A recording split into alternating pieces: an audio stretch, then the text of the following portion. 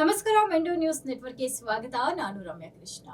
ಇವತ್ತಿನ ಅಪ್ಡೇಟ್ಸ್ ಗಳನ್ನ ನೋಡುವುದಾದ್ರೆ, ನಿನ್ನೆ ವಿಮಾನ ಹಾರಾಟವನ್ನ ಇಂಡಿಗೋ ಏರ್ಲೈನ್ಸ್ ರದ್ದುಗೊಳಿಸಿದಂತಹ ಕಾರಣದಿಂದಾಗಿ ಸಾಕಷ್ಟು ಪ್ರಯಾಣಿಕರು ಪರದಾಡುವಂತಹ ಪರಿಸ್ಥಿತಿ ನಿರ್ಮಾಣವಾಗಿತ್ತು.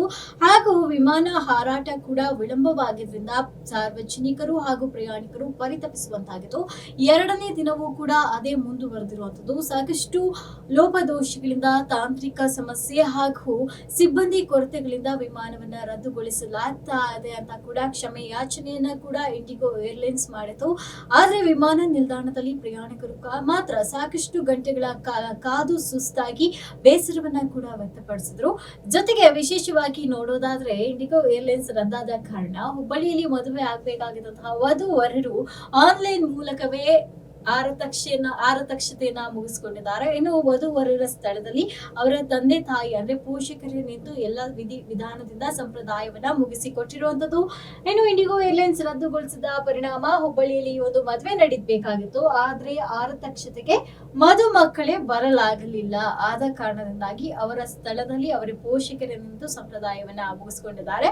ಇನ್ನು ಆನ್ಲೈನ್ ನಲ್ಲೇ ಯಾವೆಲ್ಲ ಸಂಪ್ರದಾಯ ನಡೆದು ತಮ್ಮ ಆರತಕ್ಷತೆ ಹೇಗಿತ್ತು ಅನ್ನೋದನ್ನ ವಧು-ವರರು ಏರ್ಪೋರ್ಟ್ ನಲ್ಲೇ ಕುಳಿತು ನೋಡಿರುವಂತದ್ದು. ಸುಮಾರು ಕೂಡ ಸಿಬ್ಬಂದಿ ಕೊರತೆ ಹಾಗೂ ಇಂಡಿಗೋ ಸಂಸ್ಥೆಯು ಗುರುವಾರ ತನ್ನ 500ಕ್ಕೂ ಅಧಿಕ ವಿಮಾನಗಳ ಹಾರಾಟ ಹಾಗೂ ದೇಶೀಯ ಮತ್ತು ಅಂತಾರಾಷ್ಟ್ರೀಯ ವಿಮಾನಗಳ ಸಂಚಾರವನ್ನ ರದ್ದುಗೊಳಿಸಲಾಗಿತ್ತು. ನಂತರ ಯಾವ ಕಾರಣಕ್ಕಾಗಿ ರದ್ದುಗೊಳಿಸಲಾಗ್ತಾ ಇದೆ ಅನ್ನೋ ವಿಚಾರವನ್ನ ಕೂಡ ತಿಳಿಸಿದ್ದು. ಇನ್ನು ವಿಮಾನ ಹಾರಾಟದಲ್ಲಿ ವಿಳಂಬವಾಗಿದೆ. ಇದರಿಂದಾಗಿ ಸಾವಿರಾರು ಪ್ರಯಾಣಿಕರು ಕೂಡ ಎರಡನೇ ದಿನವೂ ಕೂಡ ಅದೇ ಪರಿಸ್ಥಿತಿಯಲ್ಲಿ ಮುಂದುವರಿತಾ ಇರುವಂತದ್ದು. ಏನೋ ಪರ್ಯಾಯ ವ್ಯವಸ್ಥೆ ಏನಾದ್ರೂ ಮಾಡಿಕೊಡುತ್ತಾ ಅಥವಾ ಯಾವ ರೀತಿ ಪ್ರಯಾಣಿಕರು ಪರ್ಯಾಯ ವ್ಯವಸ್ಥೆಗಳನ್ನ ಮಾಡ್ತಾರೆ, ಇದು ಇನ್ನು ಎಷ್ಟು ದಿನಗಳ ಕಾಲ ಮುಂದುವರಿಯುತ್ತೆ, ಯಾವ ಒಂದು ಕಾರಣದಿಂದಾಗಿ ಈ ರೀತಿ ಆಗ್ತಾ ಇದೆ, ಸಿಬ್ಬಂದಿಗಳ ಕೊರತೆ ಅಂತ ಅಂದ್ರೆ ಯಾವ ಕಾರಣಕ್ಕಾಗಿ ಸಿಬ್ಬಂದಿಗಳು ಕರ್ತವ್ಯಕ್ಕೆ ಹಾಜರಾಗಿದ್ದ, ಎಲ್ಲವನ್ನ ಕೂಡ ಇಂಡಿಗೋ ಏರ್ಲೈನ್ಸ್ ಮುಂದಿಟ್ಟಾಗ ವಿಚಾರ ಬೆಳಕಿಗೆ ಬರಬೇಕಾಗಿರುವಂತದ್ದು. ಮತ್ತೆ ಶಾಲಾ ಕಾಲೇಜುಗಳಲ್ಲಿ ಹಿಜಾಬ್ ವಿಚಾರ ಮತ್ತೆ ಮುನ್ನೆಲೆಗೆ ಬಂದಿರುವಂತದ್ದು.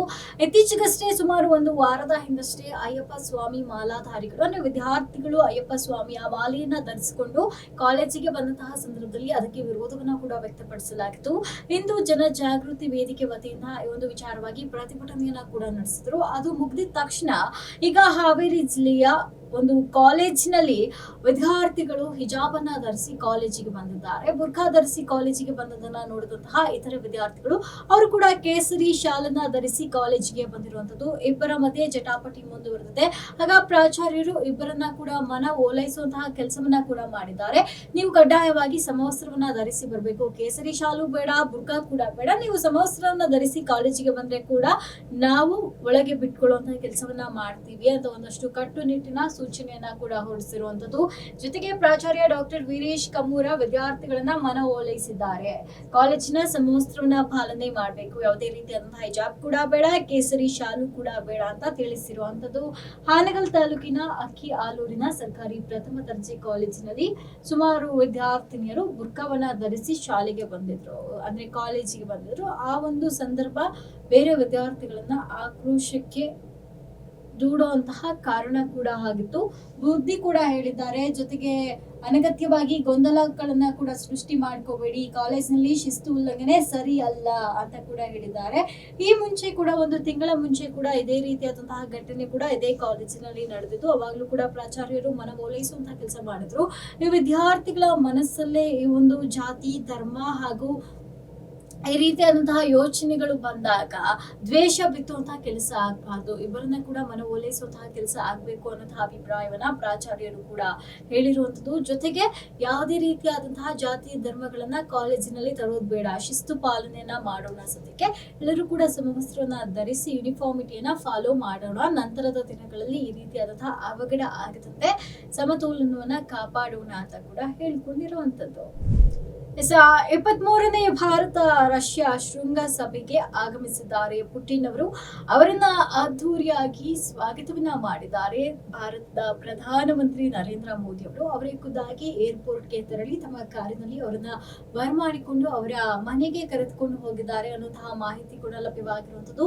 ಯಾವೆಲ್ಲ ವಿಚಾರವಾಗಿ ಚರ್ಚೆ ನಡೆಯುತ್ತೆ, ಏನೆಲ್ಲ ವಿಚಾರವಾಗಿ ಚರ್ಚೆ ನಡೆಯುತ್ತೆ ಅನ್ನೋದನ್ನ ನೋಡುವುದಾದ್ರೆ, ಆಪರೇಷನ್ ಸಿಂಧೂರ್ ವೇಳೆ S-400ನ ಅಭೂತಪೂರ್ವ ಯಶಸ್ಸಿನಿಂದಾಗಿ ಇದೀಗ ಭಾರತ ಭಾರತ ಇನ್ನಷ್ಟು ಕೂಡ S-400 ಕ್ಷಿಪಣಿ ರಕ್ಷಣಾ ವ್ಯವಸ್ಥೆ ಖರೀದಿಗೆ ಈಗಾಗಲೇ ಆಸಕ್ತಿಯನ್ನ ಕೂಡ ತೋರಿಸಿರುವಂತದ್ದು. ಭಾರತದ ರಷ್ಯಾ ಸಂಬಂಧ ಕೂಡ ಅಚ್ಚುಕಟ್ಟಾಗಿದೆ. ಬೇರೆ ದೇಶದವರು ಹುಳಿಯುವಂತಹ ಪ್ರಯತ್ನವನ್ನ ಮಾಡಿದ್ರು ಕೂಡ ಪ್ರಧಾನಮಂತ್ರಿಗಳಲ್ಲಿ ಹಾಗೂ ದೇಶಗಳ ನಡುವೆ ಯಾವುದೇ ರೀತಿಯಾದಂತಹ ಭಿನ್ನಾಭಿಪ್ರಾಯ ಇದುವರೆಗೂ ಕೂಡ ಬಂದಿಲ್ಲ. ಭಿನ್ನಾಭಿಪ್ರಾಯ ಬಂದಿದ್ರು ಕೂಡ ಅದನ್ನ ಪ್ರಸ್ತಾಪ ಮಾಡದೆ ಇಬ್ರು ಕೂಡ ಸ್ನೇಹ ಸಂಬಂಧವನ್ನ ಕಾಪಾಡ್ಕೊಂಡ್ ಬಂದಿದ್ದಾರೆ. ಇನ್ನು ದೆಹಲಿಯಲ್ಲಿ ಇಂದು ಯಾವ ರೀತಿಯಾದಂತಹ ಪುಟಿನ್ ಅವರ ವರದಿ ಇರುತ್ತೆ ಅನ್ನೋದನ್ನ ನೋಡೋದಾದ್ರೆ, ಶುಕ್ರವಾರ ಬೆಳಗ್ಗೆ ಪುಟಿನ್ ಅವರಿಗೆ ರಾಷ್ಟ್ರಪತಿ ಭವನದಲ್ಲಿ ಔಪಚಾರಿಕ ಸ್ವಾಗತವನ್ನ ನೀಡಲಾಗುತ್ತೆ. ಅಂದ್ರೆ ಈ ದಿನ ಅವರಿಗೆ ಔಪಚಾರಿಕವಾಗಿ ರಾಷ್ಟ್ರಪತಿ ಭವನದಲ್ಲಿ ಒಂದು ಸ್ವಾಗತವನ್ನ ಕೋರಲಾಗುತ್ತೆ. ನಂತರ ರಾಜ್ಘಾಟ್ಗೂ ಕೂಡ ಭೇಟಿಯನ್ನ ನೀಡಲಿದ್ದಾರೆ. ಜೊತೆಗೆ ಶೃಂಗದಲ್ಲಿ ಭಾಗವಹಿಸಲಿದ್ದಾರೆ. ಅದಾದ ಸಭೆಯಲ್ಲಿ ಸ್ವಾಮ್ಯದ ಪ್ರಸಾರಕರ ಒಡೆತನದ RT ಆಂಗ್ಲ ಚಾನೆಲ್ ಅನ್ನ ಉದ್ಘಾಟಿಸಲಿದ್ದಾರೆ. ಹಾಗೂ ಹೈದರಾಬಾದ್ ಹೌಸ್ ನಲ್ಲಿ ಪ್ರಧಾನಿ ಮೋದಿ ಅವರೊಂದಿಗೆ ಪುಟಿನ್ ಭೋಜನವನ್ನ ಸವಿಯಲಿರುವಂತದ್ದು. ಹೈದರಾಬಾದ್ ಹೌಸ್ ಅಲ್ಲಿ ಇಬ್ರು ಕೂಡ ಮಧ್ಯಾಹ್ನದ ಊಟವನ್ನ ಸೇವಿಸಲಿದ್ದಾರೆ. ಜೊತೆಗೆ ರಾಷ್ಟ್ರಪತಿ ದ್ರೌಪದಿ ಮುರ್ಮು ಅವರು ರಾಷ್ಟ್ರಪತಿ ಭವನದಲ್ಲಿ ಆಯೋಜಿಸಿರುವಂತಹ ಔತಣದಲ್ಲಿ ರಾತ್ರಿ 9 ಗಂಟೆಗೆ ಪಾಲ್ಗೊಳ್ಳಲಿದ್ದಾರೆ. ಈ ದಿನದ ಅಂದ್ರೆ ಟೈಮ್ ಟೇಬಲ್ ಇದಾಗಿರುತ್ತೆ. ರಷ್ಯಾ ಪ್ರಧಾನಿ ಪುಟಿನ್ ಅವರ ಟೈಮ್ ಟೇಬಲ್ ಇದಾಗಿರುತ್ತೆ. ನಂತರ ನೋಡೋದಾದ್ರೆ, ಪುಟಿನ್ ಭೇಟಿಗೆ ಅವಕಾಶ ಇಲ್ಲ ಅನ್ನೋ ಕಾರಣದಿಂದಾಗಿ ಕೇಂದ್ರದ ವಿರುದ್ಧ ರಾಹುಲ್ ಅವರು ಕಿಡಿಕಾರಿರೋ ಅಂತದ್ದು. ಭಾರತ ಪ್ರವಾಸದಲ್ಲಿ ಇರುವಂತಹ ರಷ್ಯಾ ಅಧ್ಯಕ್ಷ ವ್ಲಾಡಿಮಿರ್ ಪುಟಿನ್ ಅವರ ಜೊತೆ ಸಭೆನ ಮಾಡೋದಕ್ಕೆ ನಮ್ಗೆ ಅವಕಾಶವನ್ನ ಕೊಟ್ಟಿಲ್ಲ ಅಂತ ಹೇಳಿ ರಾಹುಲ್ ಗಾಂಧಿ ಅವರು ಕಿಡಿಕಾರಿದ್ದಾರಂತೆ. ಜೊತೆಗೆ ಆಕ್ರೋಶವನ್ನ ಕೂಡ ವ್ಯಕ್ತಪಡಿಸಿದ್ದಾರೆ. ಸರ್ಕಾರ ಶಿಷ್ಟಾಚಾರವನ್ನ ಪಾಲಿಸ್ತಿಲ್ಲ ಅಂತ ಸಿಡಿಮಿಡಿಗೊಂಡಿದ್ದಾರಂತೆ. ಸಂಸತ್ ಭವನದ ಹೊರಗಡೆ ಈ ಬಗ್ಗೆ ಮಾತನಾಡಿರುವಂತಹ ರಾಹುಲ್ ಗಾಂಧಿ ಅವರು ವಿದೇಶದಿಂದ ಬಂದ ನಾಯಕರು ಲೋಕಸಭಾ ವಿಪಕ್ಷ ನಾಯಕರ ಜೊತೆ ಸಭೆಯನ್ನ ನಡೆಸೋ ಸಂಪ್ರದಾಯ ಅಟಲ್ ಬಿಹಾರಿ ವಾಜಪೇಯಿ, ಮನಮೋಹನ್ ಸಿಂಗ್ ಅವರ ಕಾಲದಲ್ಲಿ ಇದು ಕೂಡ ನಡೀತಾ ಇತ್ತು. ಆದ್ರೆ ಇತ್ತೀಚಿನ ದಿನದಲ್ಲಿ ಗಣ್ಯರು ವಿದೇಶಿ ಪ್ರವಾಸ ಅಂತ ಬಂದಾಗ ನಾವು ಅವ್ರನ್ನ ಭೇಟಿ ಮಾಡೋದಕ್ಕೆ ಕೂಡ ಅವಕಾಶ ನೀಡ್ತಾ ಇಲ್ಲ ಅಂತ ಅಂದ್ರೆ ಇದು ಸರಿ ಅಲ್ಲ ಅನ್ನುವಂಥ ರೀತಿಯಲ್ಲಿ ಆಕ್ರೋಶವನ್ನ ವ್ಯಕ್ತಪಡಿಸಿರುವಂತದ್ದು.